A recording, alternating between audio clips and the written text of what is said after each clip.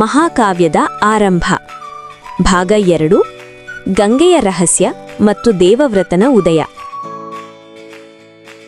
8ನೇ ಮಗುವನ್ನು ನದಿಗೆ ಎಸೆಯಲು ಮುಂದಾದಾಗ ರಾಜ ಶಂತನು ಇನ್ನೇನೂ ಸಹಿಸಲಿಲ್ಲ. ಅವನ ಹೃದಯ ತಂದೆಯಾಗಿ ಕಿರುಚಿತು. ಶಂತನು, ನಿಲ್ಲಿಸು ಗಂಗೆ, ಇದು ಯಾವ ಕ್ರೂರತೆ? ನನ್ನ ಮಕ್ಕಳನ್ನು ನೀನು ಕೊಲ್ಲುತ್ತಿದ್ದೀಯಾ? ಗಂಗೆಯ ಮುಖದಲ್ಲಿ ದುಃಖ ಮತ್ತು ಶಾಂತಿ ಒಟ್ಟಿಗೆ ಮೂಡಿತು. ರಾಜನೇ, ನೀನು ಕೊಟ್ಟ ಷರತ್ತು ಮುರಿದಿಯೇ. ಈಗ ನಾನು ಹೋಗಬೇಕು. ಆದರೆ ನೀನು ತಿಳಿಯಬೇಕಾದ ಸತ್ಯ ಇದೆ. ಗಂಗೆಯ ಕಥೆ. ಆ ಮಕ್ಕಳು ಸಾಮಾನ್ಯ ಮಕ್ಕಳಲ್ಲ.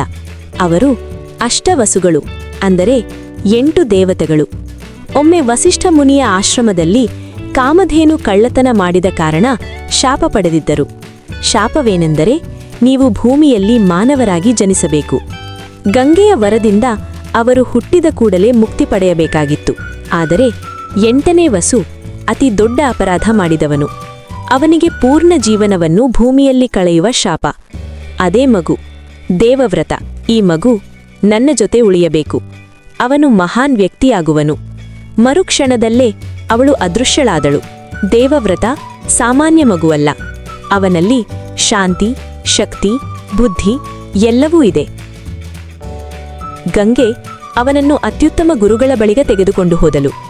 ವಸಿಷ್ಠರು ಧರ್ಮಶಾಸ್ತ್ರಕ್ಕೆ, ಪರಶುರಾಮರು ಶಸ್ತ್ರವಿದ್ಯೆಗೆ, ಬೃಹಸ್ಪತಿ ರಾಜನೀತಿಗೆ, ಶುಕ್ರಾಚಾರ್ಯರು ತಂತ್ರಜ್ಞಾನಕ್ಕೆ. ದೇವವ್ರತ ಅಜೇಯ ಯೋಧನಾಗಿ ಬೆಳೆದ. ಒಂದು ದಿನ ಗಂಗೆ ದೇವವ್ರತನನ್ನು ಶಂತನುವಿನ ಮುಂದೆ ತಂದು ನಿಲ್ಲಿಸಿದಳು.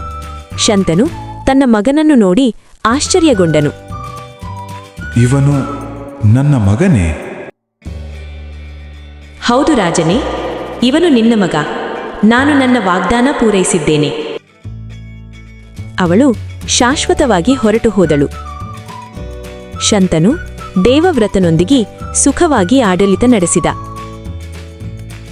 ಆದರೆ ಒಂದು ದಿನ ಅವನ ಜೀವನಕ್ಕೆ ಮತ್ತೊಂದು ತಿರುವು ಬಂತು. ಒಂದು ದೋಣಿ ತೀರದಲ್ಲಿ ಒಬ್ಬ ಸುಂದರ ಯುವತಿ. ಅವಳಲ್ಲಿ ಮೀನಿನ ವಾಸನೆ.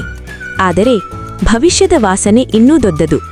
ಅವಳು ಸತ್ಯವತಿ. ಸತ್ಯವತಿ ಯಾರು? ಶಂತನು ಅವಳನ್ನು ಪ್ರೀತಿಸುತ್ತಾನಾ? ಅವಳ ತಂದೆಯ ಬೇಡಿಕೆ ಏನು? ಮತ್ತು ದೇವವ್ರತ ಮಾಡುವ ಮಹಾತ್ಯಾಗ ಯಾವುದು? ಮುಂದಿನ ಭಾಗದಲ್ಲಿ ನೋಡೋಣ.